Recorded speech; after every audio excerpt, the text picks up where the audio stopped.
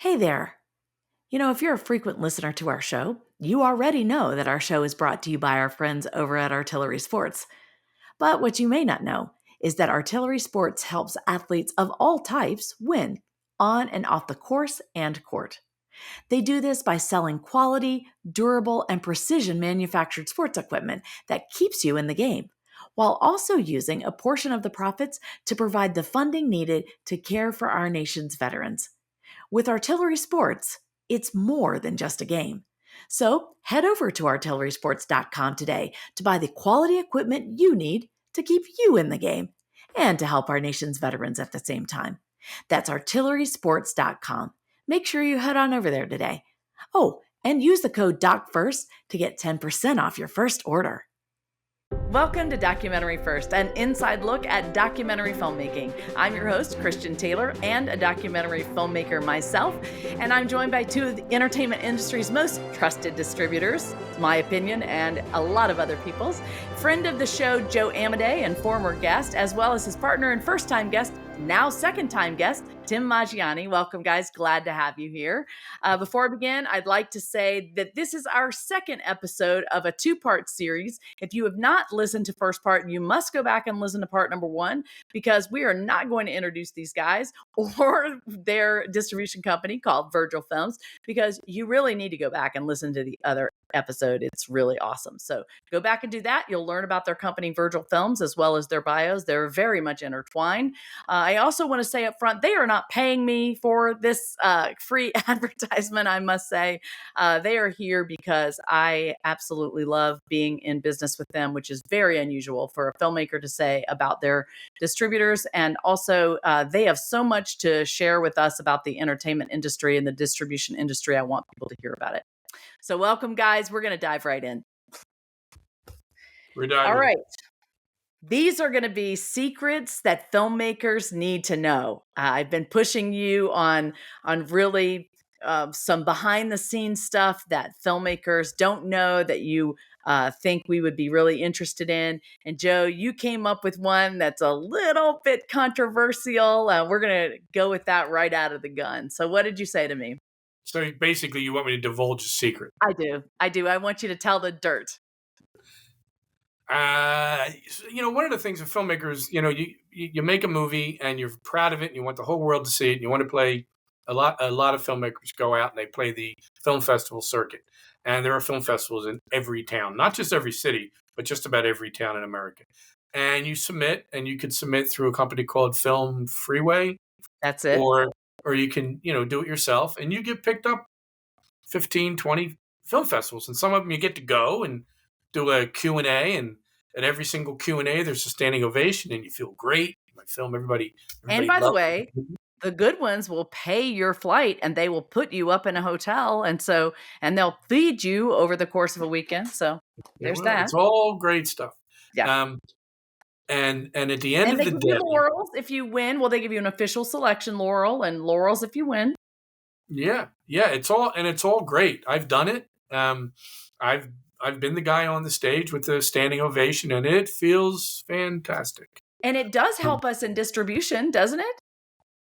It helps you get recognized. It helps you find a distributor. It does. Okay. For the filmmaker to be able to say, my movie played 10 film festivals or 20 film festivals, or my movie won 4 or 5 of them, then that distributor is going to watch your movie. Because that distributor has also been pitched about another 15 films that same week. So Tim and I watch movies all week. So you play the film. One question, though. The other thing that I was told that used to happen is that distributors primarily would go to the bigger film festivals and even some of the smaller ones. And at those film festivals, they would see how the audience reacted to the films and what how much they liked them, what the popular ones were. And they might even make deals at those film festivals. Is that still true? It is true, but to a much lesser extent. And I'll get to the reason why in a second. Okay. So you play all the film festivals, you find a distributor, and you try to sell your movie to a streamer. And the fact of the matter is that streamer really doesn't care if you've played all those film festivals. It doesn't matter. It doesn't give you a step up above anybody else. We learned a very long time ago that we cannot even put the laurel. Say you win Seattle or you So hang win. on a second. You're telling me every streamer from Netflix on down, they do not care if you win a film festival. They don't even I'm care if not you win. saying I'm not saying they don't care. Care is a very strong, precarious word. Okay. I'm saying it's not going to make them buy your film. Okay. The only thing that's going to make them buy your film is if it's a film that they feel will fit into their own profile or their own demographic or what they're looking for at that given moment. And that So, changes. and that changes. And it really all goes back to the film. So, in the old days, it was the opposite. You played all these film festivals, you got recognition, and you got picked up. But it just doesn't work that way anymore. And it hasn't for a few years. So, the filmmaker has to make that decision what they're going to do. There's also a distinct disadvantage with Amazon that will happen if you play film festivals, and I'll let Tim talk about that. And this is something I don't think Well, many filmmakers realize. yeah, I Well, mean, I've actually found it out, and Tim and I were talking about this yesterday. It yeah, has bitten me in the butt. So let's talk about it, Tim. yeah. So, IMDb. IMDb is an Amazon property. Amazon, your store page on Amazon is actually IMDb is aggregated into it. So some of the information is intertwined. Occasionally, since IMDb is a user-generated website, that means anybody can submit information, anybody can change information. It does go through a level of someone checking it. How in depth that checking is up for interpretation. I don't know. The issue is I get it. A lot of filmmakers they're eager to update their IMDb. They want to say it had its premiere at this festival. It did all this, and once you do that, that IMDb page goes up with a date of when that premiere happened, and that in effect is your first release date. So when it comes time, yep, good. So I just want to say about that. Yeah. That is something I had no idea about. Right. And it really did bother me because it cost me because when we had our theatrical release this summer, and I went to tell people, like the theaters asked, well, when did this movie come out? And I had to tell them that you released it in 2022. They went and looked on IMDb, and our film festival our run started in 2019. Yep. That was We get bitten because of it, Yeah. And trying to change that year on IMDb is almost impossible. So we've had films, and again, some film festivals will show films that aren't finished, no credits, shorts, things that haven't been made into a all full the time feature. And when you put your information up there, that is your release date. That film may not be finished for a year. It may not find distribution for a year and a half, 2 But that's years. ridiculous. Your release date is supposed to be when you have distribution. Right. That's what release means. Have you tried to get the date changed in IMDb? You know that process is very difficult. Well, and I actually did get it changed, I think, by a year or something. I don't know. But they would not change it to 2022. They refused.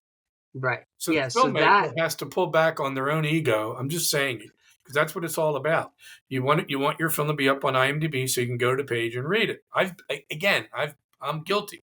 I've been there, but I've also seen the after effects. So I'm making directing a film right now that I don't really want to get into, but I am directing a film right now, and we're 25% into the editing stages, and now I'm starting to think of release date, and I got everybody in the community of the film that I'm making coming after me, and they want to interview me. They want to put me on podcasts. I'm going to do all this stuff now, and I know if I do it now, they're not going to do it when the movie comes out. I know if I put it up on, but my ego is saying, oh yeah, I want to be on the radio. Oh yeah, I want to do podcasts. There's a time for everything, and the filmmaker needs to know that. Well, and I will tell you the reason that it is so important, and I did learn this from David Patterson, but I am relearning it, is that there is something that is called aging out. I mean, every film does have a lifespan. And Yep. yes, even though there are, evergreen properties, there is a lifespan of a film, and there are these like age marks, right? You Mhm. have like the release date, and then you have Yep.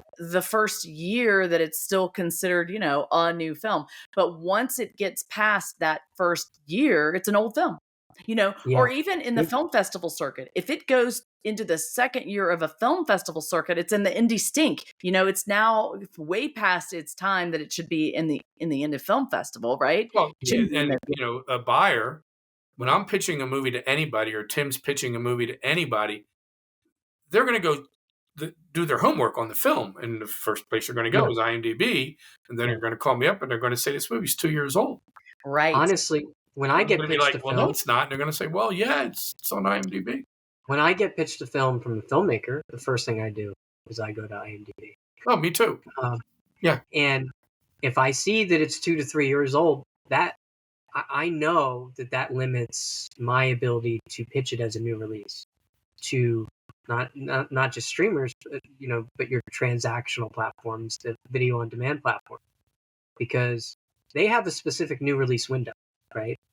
Yes, they Wait a do. second. Wait a second. Explain that. So a specific new release window is the first time that it's available to a wide audience for rental, which is VOD, and download, EST. Typically, your new release window is about 90 days, where it's considered a new release. And typically, like I said, for Amazon, they aggregate info from IMDb, right? Over. So while we submit it to Amazon and we give them all metadata for the film and release dates, what happens is, because it's IMDb is an Amazon property, they will change the date on the film to Yep. 2000, let's say 22, if it's actually 2024 release, the first time it's available to a wide audience. So, that is something that is taken into consideration, not just from a consumer, but ultimately, yes, from a consumer, because they're going to want to see something new. Yeah. But also on the platform side. Like, is this something we're willing to consider a new release because it has a 2022 date on it? Yeah. Well, you're right, Joe. It is an ego thing, but there's another aspect to that. I did create my IMDb early, and I did put all that information up there as a first-time filmmaker because I did want people to take me seriously while I was pitching it for funding. That was really important, that people saw that Right. this was a real film and that it had a real cast, that people that knew what they were doing. That was important. And then I did want distributors to see that I was, I don't know, in film festivals. But I mean, I guess what you're saying now is, here's what I hear you saying. Be careful when you create your page. Be careful what you put on your page and when. And Here's a question, Tim. I don't know the answer. Can you put a new film up on IMDb Without a release date. and without a release date? Yeah. The You can answer do is yes. post-production. In Yeah, you can do post-production. post-production. And Yeah. that's what you write. And I don't care if the film's done or not. In post-production. And that'll But here's the other catch. Film festivals, I know, have the opportunity to update IMDb That's pages. true. They Yes, do. they do. They do. And So if they that's put you the- on there, they can put you on there. Yes, they Yeah. can. There are film festivals that are IMDb qualified or Yep. cleared Yeah. or Yep. approved or whatever. And if you Yeah, so- win, they will put on there you won.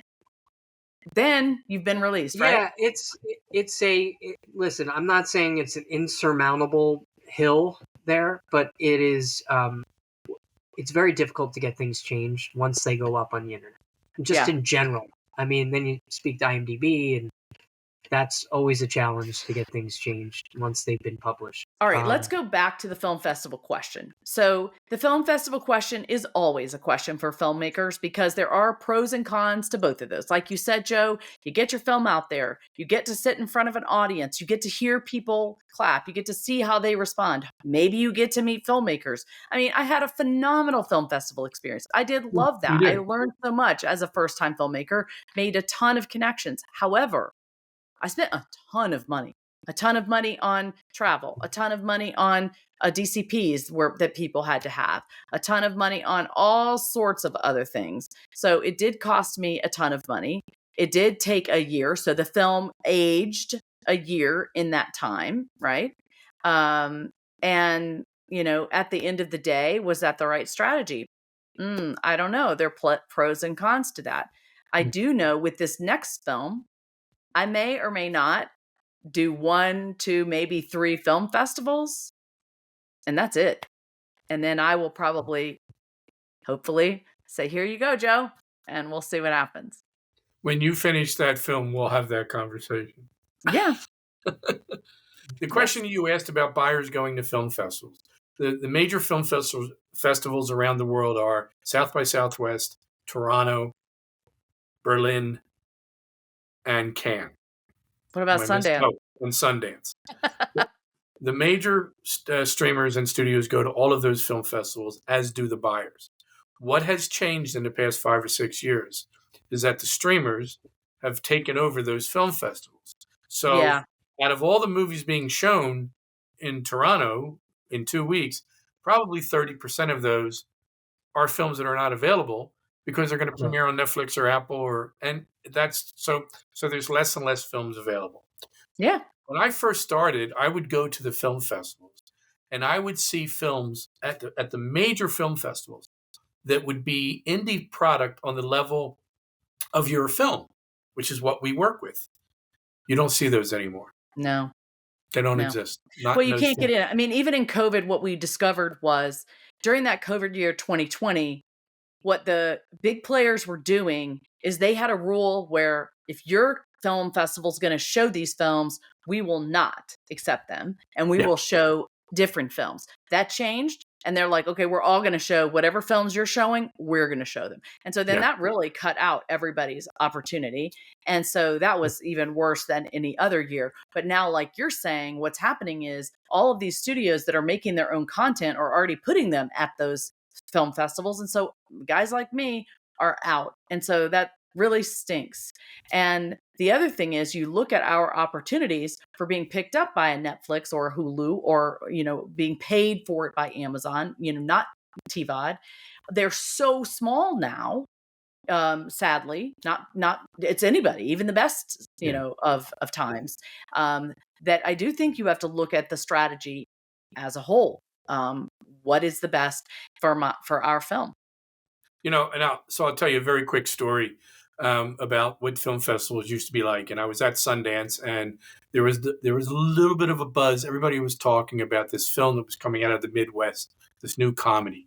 And it was going to be shown at 10 o'clock at night at one of the smaller theaters at Sundance. So, everybody kind of went. They didn't know what to expect. And we were all sitting in the audience, and this film starts, and it is the quirkiest, funniest movie that I've ever, one of the funniest movies I've ever seen.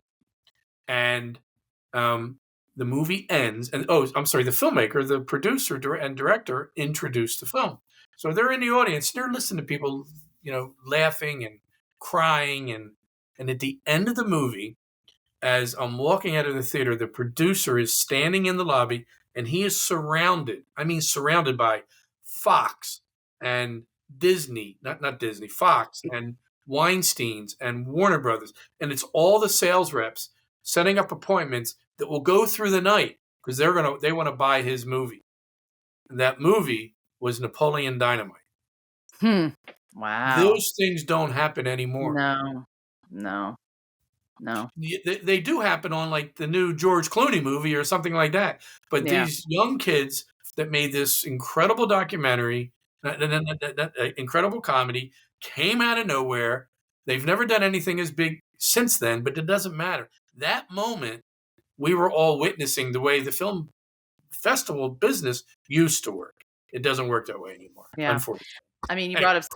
you brought up something else. I mean, the big stars now, not only are they working through the studios, they are making their own production companies and then pitching their own material, which is another thing that kind of nudges us out. But anyway, we're not going to keep complaining about how hard it is for Yeah, people like and it's funny because you and me.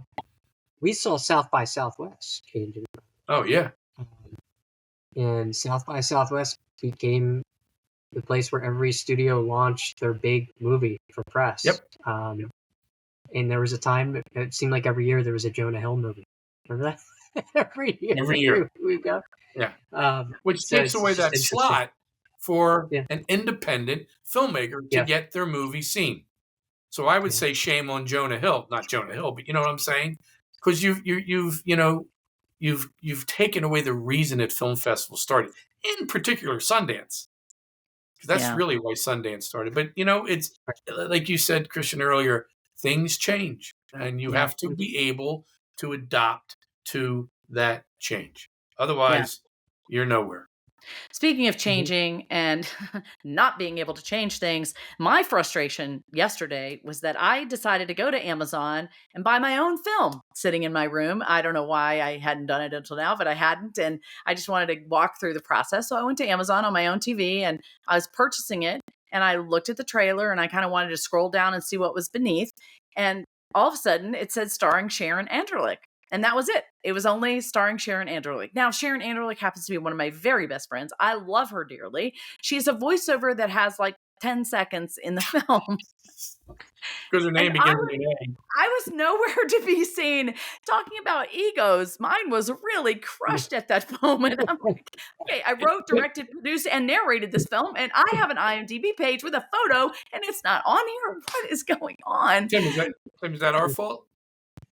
It might be. No. I mean, it's not. We talked about it yesterday. Yeah, I don't think it is. Now, what I am wondering is, I had the same issue with Fandango where I went to Fandango when we were in the theaters and I found that my movie was on Fandango and I was like so excited. And so I pulled up Fandango and some of them didn't have my movie posters at some of the Fandango theaters. And then there were no pictures for me in the cast or anything like that. And I couldn't figure out how to change that. That's another story for another time. But yeah, you couldn't have done anything about Amazon, as Tim and I discovered, because we poked around everywhere in IMDb Pro. And what do we find, Tim? We found that because the cast listing is alphabetical, it takes her first. You said she's really close? Mm-hmm. Well, you should tell her that you did this out of honor of your friendship, and she should be very, very glad that what's her last name? Anderlich. That Joe Amodei AM wasn't listed because she'd be out. Right. That's true. That's right. Yeah. Well, and there were several people before me. Like I was the last. I was the last person with an IMDb page that had a photo. So I've thought about taking everybody out and deleting them, and maybe I would get my picture there. But why the heck do they only just put one? And it's crazy that it overrides the information that's actually metadata driven. Because when you click on details, more information, it's listed correctly. Everything is in there, cast and crew, and you're listed first. But for some reason, on the page where it aggregates from IMDb, first cast listing and alphabetical order, let's take Sharon. And I even tried to go into IMDb Pro because I have control of that. I can edit that. And I tried to move around the listings of everybody and make it not alphabetical. And I wasn't able to. Maybe there's some other way.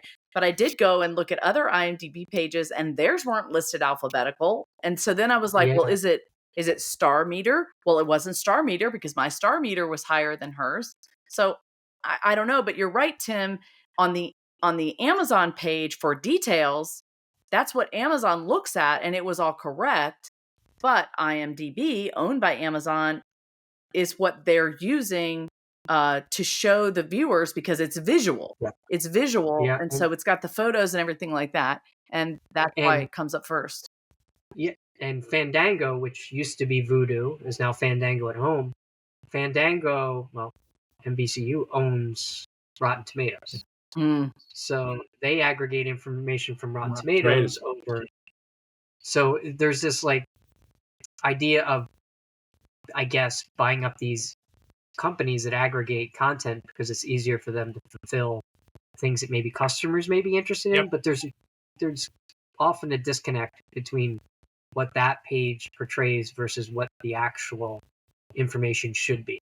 Yeah. And it's very frustrating because, like I said, once something's published, it is very difficult to get it Yeah. taken down. So I would say when you are filling out your IMDb page, make sure you think about when you want to put the date there of released and how you want to list your cast and etc. You'd be thinking about all of those things. Also, like we learned in the last episode, think about your key art and what you want that to look like. That's also very important, et cetera, et cetera. There's one other question I have for you that we talked about yesterday. I asked you, some of the other secrets behind distribution. One of the things you told me about was how many things, there's a couple we want to mention, how many things were distributed in a week and on when. And the other one is, are there curators of films on these streamers in terms of what pop up that we see, this week on Amazon or these things you may like? Does somebody curate those or are those analog driven? Two of those questions for you. I can answer the second question because it's easier than the first question. All right, you go ahead. Everything's done by algorithms. If I watch a bunch of westerns, then they're gonna they're gonna push westerns at me. If I watch, my grandkids took over my Netflix account once, and it took me forever. Or I had friends of mine that somehow got into my Netflix account and put all these really weird movies up on the account. So for like a month, that's what was populating my new release. Even worse, if you leave your sign in a different account like France and somebody watches porn and then it shows up when you're watching with your family, you're like, oh, people, I don't watch this. It's it's frustrating because if I, maybe I'll go through an Asian action fixation and I watch 7 or 8 Asian action films. There's some, I like Bollywood films. So, I watch 4 or 5 Bollywood films. Next thing I know, what I very rarely get pitched or put on my queue from Netflix is documentaries. It's strange. So there's no rhyme or reason for any of it. It's just the way it is. Well, Tim, you told me some people curate. What did you tell me about that? Yeah, so platforms do have a curation, with the exception of, a platform like Amazon doesn't curate. Right. They had an independent film person over there years ago, but they don't any longer. That's actually curating content. Now they have people that you pitch for streaming and all that kind of stuff. They do have those buyers, but as far as somebody that's managing the transactional store on the independent side, no. It's all show me. So what that means is, as you get more pre-orders, as people are going to your page, you're getting clicks and people are buying, that's when you show up in the new release section. They are less concerned about release date than any of the other platforms. They're about what's selling. And if you look at like their new and noteworthy categories, there could be films from 2021. There, 2010. Well, is Restrepo still in the top 10? I think it is. It bounces around. It does. It bounces around. Yeah, but so Amazon is more, and it's hard to argue that doesn't work. It's frustrating on our part because we like talking film with our platforms, but at the same time, they right now are the biggest digital retailer. So by far, by the way. Yeah. Right. So, but Apple has somebody that we deal with all the time that we pitch our content to. Any given week, there's, believe it or not, 20 to 50 new films that populate between Tuesday and Friday to each site. And they do store refreshes on Tuesdays and Fridays. And how they decide what goes up there is a little bit of curating based on if it had a big theatrical. Obviously, studios are going to get their slots. Probably 80% of the slots, but again, you're fighting for that 20%. and it's pitching them, making sure they're up to date on what's happening around the release, everything that's happening. So that's what we do. We fill them in on why they should be promoting our film over the other 48 or 20 that are being released any given week. We do a pretty good job of that, I have to admit. And, that's one of the things we do. We have that open line of communication. We're lucky enough to have a good deal with Amazon, too. We signed it in 2007. Not a lot of distributors do anymore, honestly. I mean, I think you guys are one of the rare few. It's much easier. There are a lot of sites out there that we pitch to that deal in, there's Documentary Now. So you're only pitching your documentaries. There's some faith-based companies that we pitch to that obviously they only do faith-based films. So, but when you get to these companies with 150 million subscribers, it just, everything goes out the window. Yeah. So Tim slid in the answer to one of the other questions, how many films are released in a week. It was 20 to 50. So that was the answer I was looking for. And that just means it's really important that you stand out. And we talked about that before. How do you do that? You do that with key art. You do that with log lines. You do that with subject matter and timing, what's happening in the culture of the time. There's one other question I have for you before we go into our DocuView Deja Vu segment.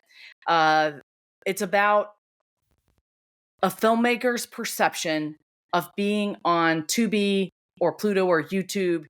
Back in the day, there was this pathway. I want my film pitched to all the big streamers to get the big money.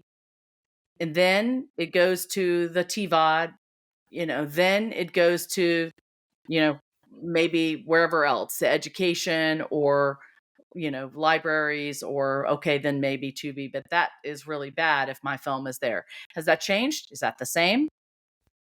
No, it's changed. Yeah, it's changed. I mean, and one of the businesses that grew exponentially during COVID was AVOD, ad-supported video on demand, whether it be Tubi, Pluto, all the other ones out there. Those are the two biggest, and YouTube as well. But I think there used to be a little bit of a negative connotation to it being on AVOD. On those platforms. AVOD, everybody, is advertising video on demand. Yeah, right. And networks with commercials. Yeah. But I think we've reached a point now where they're completely separate consumers from somebody that's going to pay to rent a movie or pay to buy a movie or to use a streamer like a Netflix, which is a subscriber, pay a monthly fee, and somebody that's willing to watch with ads. People that are willing to watch with ads tend to be a younger demographic these days. And a lot of times they are never going to pay to rent or pay to buy. They're less likely to have a subscription. And we've come to find that it's not a negative at all for it to be up on AVOD. In fact, it could be a new audience that you didn't have before.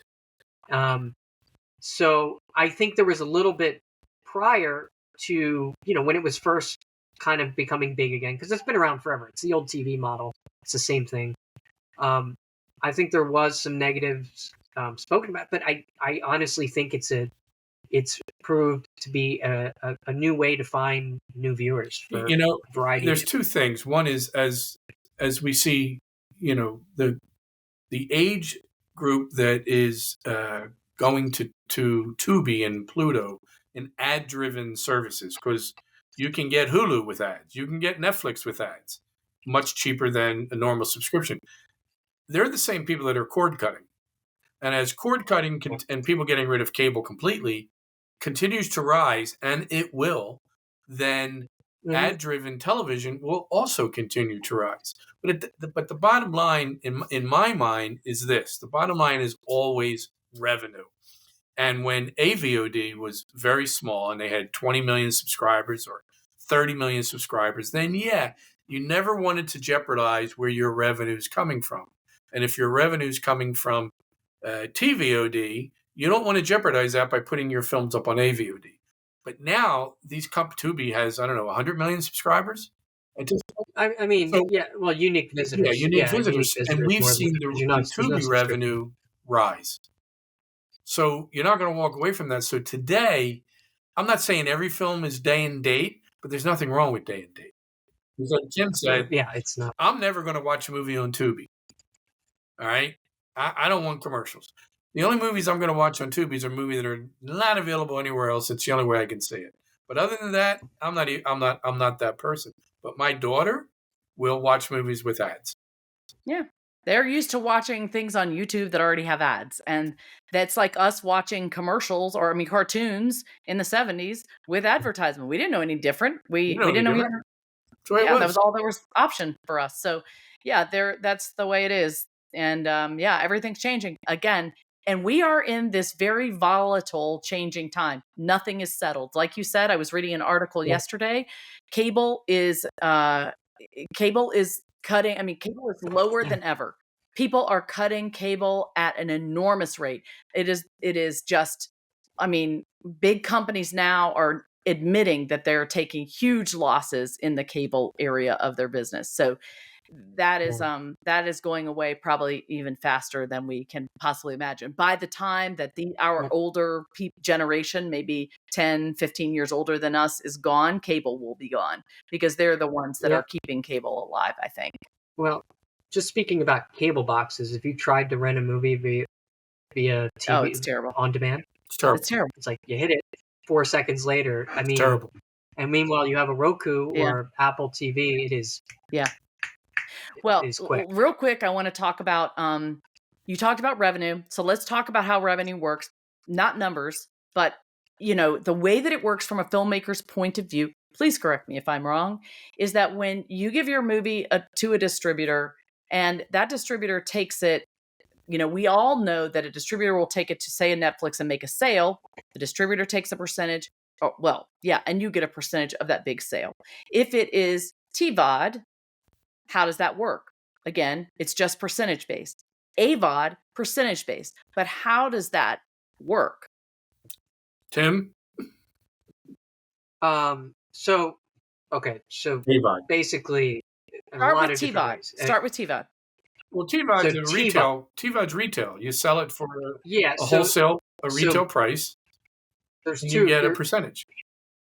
Did you see this? It's a little bit. He did. Joe, hang on now. Let me play. Yeah, he's wrong. For the most part, he's wrong right now. For the most part, it's so when you sell a film for download, it is a wholesale price where you set the wholesale price. Now those can be adjusted for promotions throughout the year, but you would set a wholesale price. Rental works on a split. So if it sells for $4.99, roughly the platform will take 30 or 40% depending on the platform, and they will send us whatever that percentage is. So like if it's 60%, they'll report to us that 60% for each sale. And roughly the way wholesale works is about 60% anyway. So wholesale is just the term used. So that's how that works. And then, obviously we would collect that money and then take our fee and pay it out. Now, AVOD is a CPM model, and CPM is cost per meal. Cost per what? So that means mil. MIL. It's an old term. MIL, which is basically 1,000, right? That means 1,000 to make it extra confusing. So it's cost per 1,000 views. So let's say Dove Hand Soap wants to buy an ad with Tubi. They say, listen, I'll pay you $10 for every 1,000 views of my ad placed in a film. So Tubi says, okay, they take it. They display ads every 9 to 12 minutes throughout a feature. Tubi reports to us 50% of whatever that ad revenue was. So say it was $10 paid by Dove. Tubi takes $5, pays us $5. And that's what's collected on each film. So you get minutes watched of your ad, adds up to the thousands of impressions. So that's how that works. Now, what was the other question? No, that basically was it. I think filmmakers do not understand how all of that structure works. And in a sense, And by the way, when the business first started, this was Hulu. Oh, That's yeah. how Hulu started. Well, this was first TV. This was standard TV. This was how standard TV. It's funny because it's a cyclical thing. Yeah, it just keeps going back, and now we're seeing that. And it's funny because some films really work on AVOD that never worked on on TVOD. Amazon. And it's interesting to see how there's been a little bit of a change where films that we see that really, really work on AVOD that may have never worked in the past on TVOD or theatrically. So the bottom line is filmmakers should not be afraid of AVOD, of Tubi and Pluto. Good answer. Yeah. Well, I really love how you guys are constantly aware of where your films are. You have your hands in the market. You know what's happening out there. You go, you visit, you meet people, you read the trades, and you're constantly working for your films to figure out where is the best place where you can capitalize for them. I really respect that. I'm thankful, very, very grateful. You guys report on time, you pay on time, you do what you say you're going to do, and I can't recommend you highly enough. That's not why we did this podcast, but I don't know. I just can't help saying it. Thank you very much.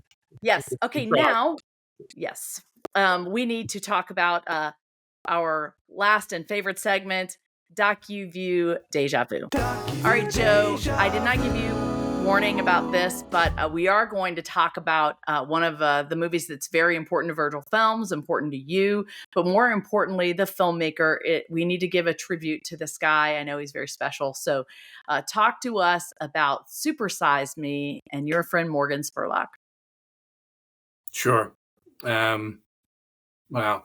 So I'll tell you the story about the first time I met Morgan. I had seen Super Size Me, and a lot of the bigger companies didn't want to take it on because they were afraid of McDonald's, and some of them were afraid of losing Happy Meals.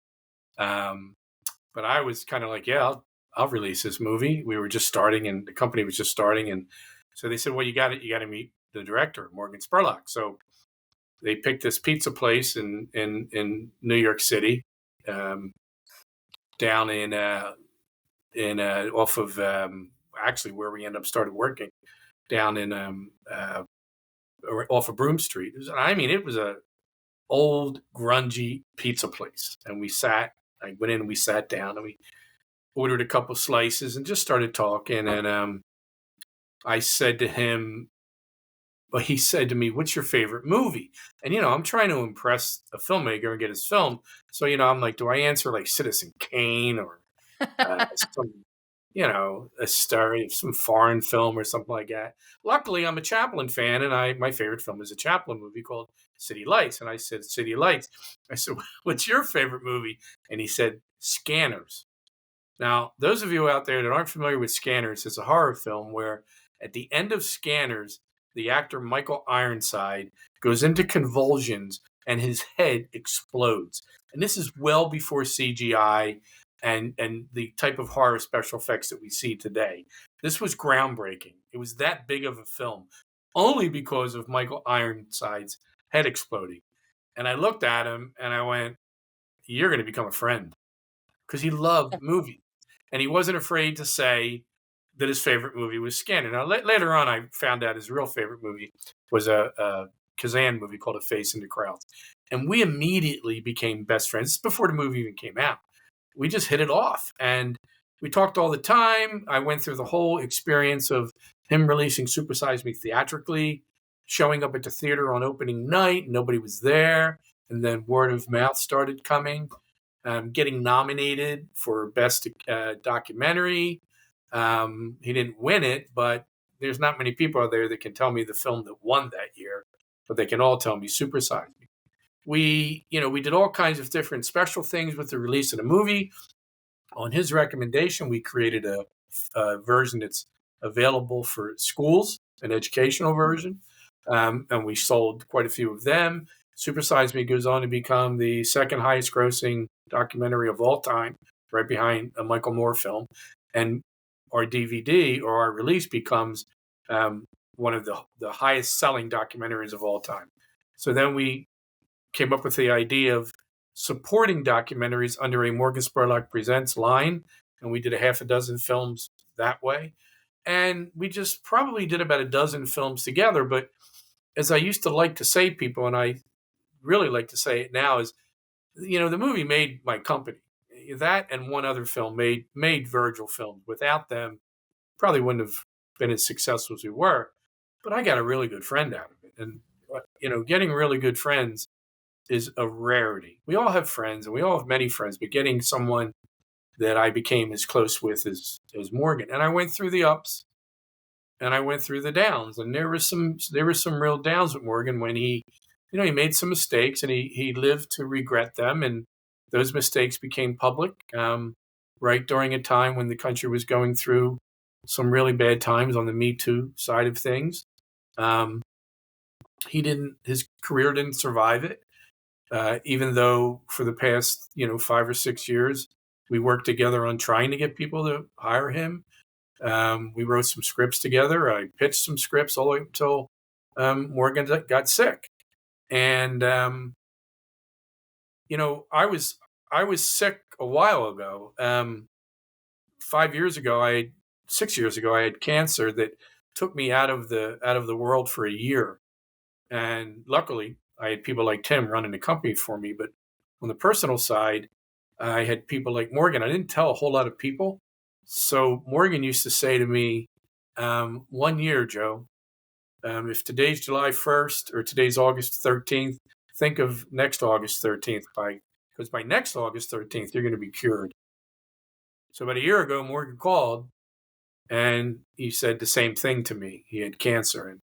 And I said the same thing to him, think a year from now. And I went through the sickness with him on the phone a lot, trying to give him encouragement. Went up to see him a couple times. When you're dealing with cancer, sometimes it hits and it just takes over and it kills you.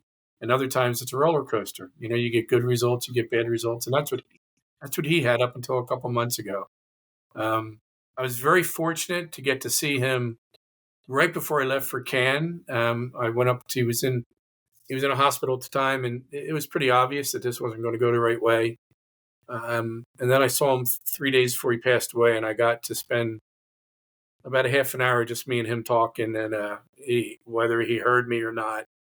I told him how much he meant to me and how much I loved him and how much I was going to miss him. I mean, Morgan and I spoke every Saturday morning for as long as I can remember. And I was very fortunate to know his family. He had three wonderful wives. I got to know two of them really well. He has two incredible young sons. I was very lucky to be asked to speak at his memorial. But I miss him. There's no doubt about it. I miss him. And on Saturday mornings, it's the first thing I think about. So thank you for letting me talk about that. He was a good man. He was a good man. I think your testimony of friendship is a beautiful thing, especially through the ups and the downs. And I think we can all learn a little bit from that. Friendship is a beautiful thing. It's precious. Life is short. And I love it that you shared that with us. So thank you very much for that. Thanks a lot.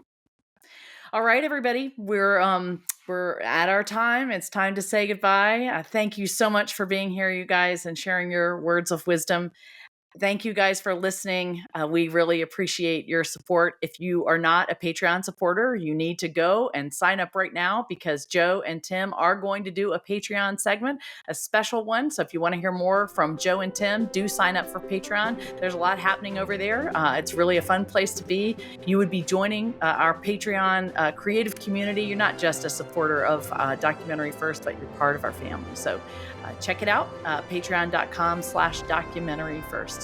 All right, everybody, you have been listening to Documentary First, where we believe everybody has a story to tell, and you can be the one to tell it. Bye, everybody. Bye. Thank you.